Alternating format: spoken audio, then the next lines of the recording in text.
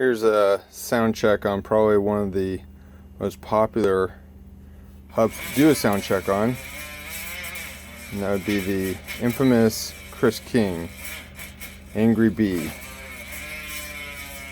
So it has its typical buzzsaw sounds, a vertical sawtooth profile clutch mechanism, and although it does have a lot of noise, and that noise gets louder as the lube starts to break down inside there, the one thing you'll notice is how little drag there is actually on the driver mechanism.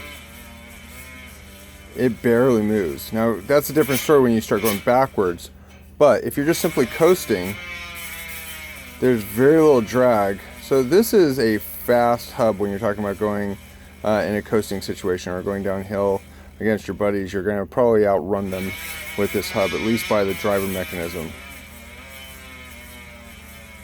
Chris Kings are offered in both the stainless steel driver body on the ISO hub, the ISO mountain bike hub, as well as the alloy version. They have not gone to a steel reinforced key.